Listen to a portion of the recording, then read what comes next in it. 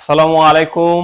Hello HSC 25, যারা তোমরা সায়েন্সে আছো তোমাদের রোববার রসায়ন প্রথম পত্র পরীক্ষা। তো রসায়ন প্রথম পত্র পরীক্ষা প্রিপারেশন কেমন চলছে?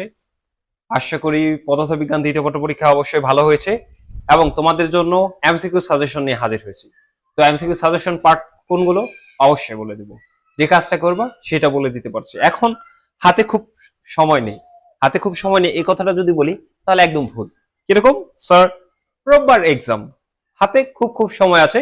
তো অ্যাটলিস্ট কেমিস্ট্রিতে যাতে একটা বেস্ট প্রিপারেশন নেওয়া যায় অ্যাটলিস্ট এমসিকিউতে, সে বিষয়ে আমরা একটু ফোকাস করি।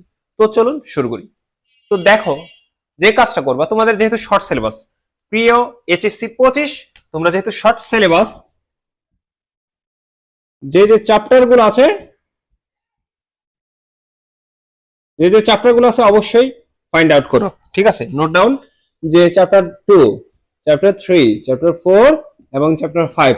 অবভিয়াসলি যে চ্যাপ্টার 5 আংশিক, এতটুকু তো জানোই, আংশিক বা যতটুকু যাই আছে। তো এবার দেখো চ্যাপ্টার 2, চ্যাপ্টার 3, চ্যাপ্টার 4 এবং 5, তোমরা যে রাইটারের বই পড়ো অ্যাট লিস্ট মূল রিকমেন্ডেড হচ্ছে এই যে যে হাজারি স্যারের বই পড়বে। ঠিক আছে, হাজারি স্যারের রসায়ন প্রথম পত্র, রসায়ন প্রথম পত্র বইটা পড়বে মূল বই হিসেবে।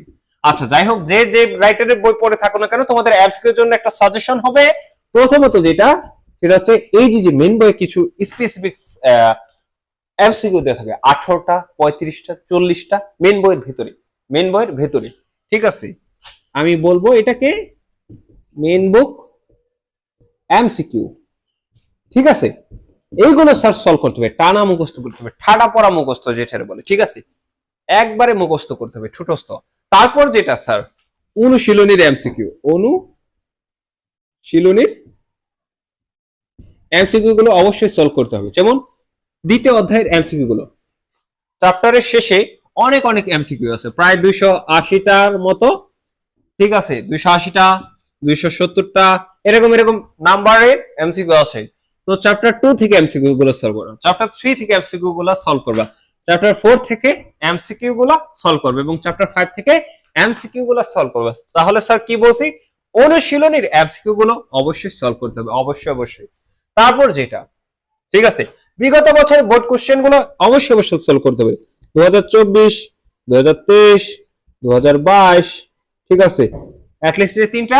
তারপর 19 আছে, 18 আছে, 17 আছে, অ্যাটলিস্ট এই তিনটা বোর্ড কোশ্চেন গুলো, বোর্ডের এমসিকিউ গুলো স্যার সলভ করতে হবে। ঠিক আছে, বোর্ডের বা বিগত সালের বলে দিই আর একবার, যে বিগত সালের।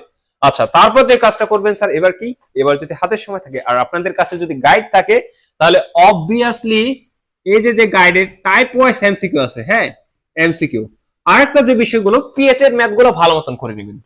আমার বারবার সাজেশন দিতেছি, পিএইচ এর জন্য ম্যাথ গুলো ভালো মতন করে নেবেন। আচ্ছা ঠিক আছে, আর আর যেটা হচ্ছে যে পিএইচ এর ম্যাথ তো করবেন, এবং চ্যাপ্টার 1 এর কোন কোন বিষয় আছে এগুলো আমি একটু বিস্তারিত চাইলে বলতে পারি। যে বোর পরমাণু মডেল, রাদারফোর্ডের পরমাণু মডেল, হুন্ডের নিয়ম, তারপর কম্পাঙ্ক নির্ণয় আছে, আবহাওয়া নীতি, এগুলো মানে অরবিটাল রিলেটেড, মানে এমসিকিউর যত বেসিক টপিক গুলো আছে এগুলো অবভিয়াসলি করবেন। তো তারপর যে বিষয়টা আছে, ছোট ছোট ম্যাথ থাকবে, ছোট ছোট ম্যাথ থাকবে। আগেই বলে নি যে ছোট ছোট ম্যাথের টাইপের এমসিকিউ থাকতে পারে। যে স্যার কেমিস্ট্রিতে আবার ছোট ছোট ম্যাথ, হ্যাঁ অবশ্যই ছোট ছোট ম্যাথ থাকবে এবং এগুলো করতে হবে। তারপর যে বিষয়টা আছে, আনি টানি একটু অল্প করে যে দেখো, ওভারঅল যত চ্যাপ্টার পড়ো, চ্যাপ্টার 2 মূল বেসিক। এবার যদি হাতে সময় থাকে স্যার মেন বইটা একটু রিভাইজ দেন। কিরকম, যদি হাতে সময় থাকে মেন বইটা একটু রিভাইজ দেন। যদি আমার লেখা না বোঝা যায়, কিন্তু আমার কথা তো বোঝা যায় স্যার, মেন বুকটা অবশ্যই অবশ্যই কি করতে হবে, রিভাইজ দিতে হবে লাইন টু লাইন, আগে যে লাইন পড়ছেন। আর আপনারা যারা অবশ্যই লেট লতিফ আছেন, মেন বই কখনো পড়েন নাই, তারা টাচ করতে যায় না, পড়তে যায় না। রিডিং পড়া মানা, বই রিডিং পড়া মানা।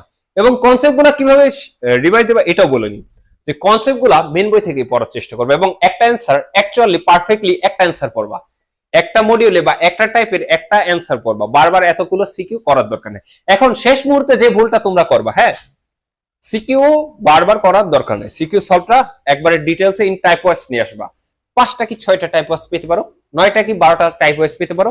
এই জন্য যে 60টা সিকিউ সলভ করা এটা আহামরি অনেক টাফ ব্যাপার, আর অনেক মাথায় এগুলো নিবে না, কারণ যেহেতু আমরা ছোট বয়সী, ঠিক আছে। তো আমরা ভালো মতন প্রিপারেশন নেবো এমসিকিউতে, অবশ্যই এমসিকিউ ভালো মতন প্রিপারেশন নিই, এবং আমরা এক্সামটা ভালো মতন হিট করার চেষ্টা করবো, ঠিক আছে, যাতে এক্সামে আমরা এমসিকিউতে পরিপূর্ণ মার্ক পাই। অর্থাৎ 25-এ যাতে আমাদের টার্গেট থাকবে, 25-এ যাতে ওভারঅল কি অ্যাবভ 20-এর উপরে যাতে পাই।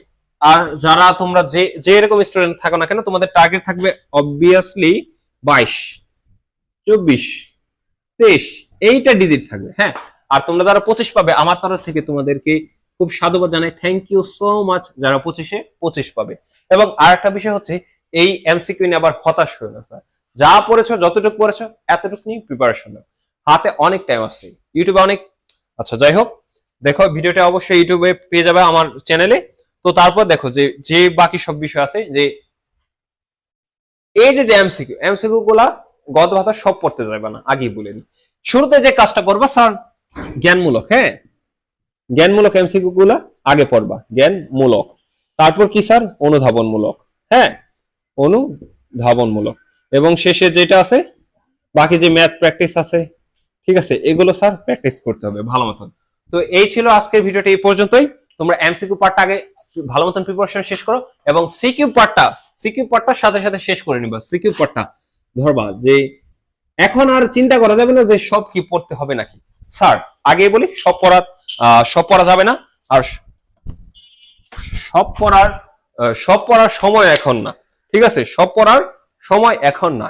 এখন স্পেসিফিক কিছু কিছু পড়তে হবে, প্রতিটা চ্যাপ্টারে সব পড়া যাবে না। ওভারঅল যে একটা চ্যাপ্টারে 80% কভার করে যাতে ভালো একটা মার্ক তোলা যায়, এটা চিন্তা করতে হবে। যে চ্যাপ্টার 2 না আমি সব পারবো, হ্যাঁ এই কথা না, যে কিভাবে এতটুকু সময়ের মধ্যে প্রিপারেশন নেয় এবং মাথায় ধরে, এবং সেটা যাতে এক্সামে বের করা যায়। আবার অনেকে কিন্তু এখন চেষ্টা করবে যে না এতদিন পরে না, আজকের রাতটা পরে 2 দিন পরে 3 দিন পরে সব পড়বো, এক্সাম হলে ফাটাই ফেলবো। এটা কিন্তু স্যার সম্পূর্ণ ভুল ধারণা। এটা কখনো কারো হয় নাই, আপনার হবে না, ঠিক আছে। তো আপনি এতটা যদি ট্যালেন্টেড কনফিডেন্স হয়ে থাকেন, তাহলে অবশ্যই কি বলে 50 আমাকে পা কাটবেন।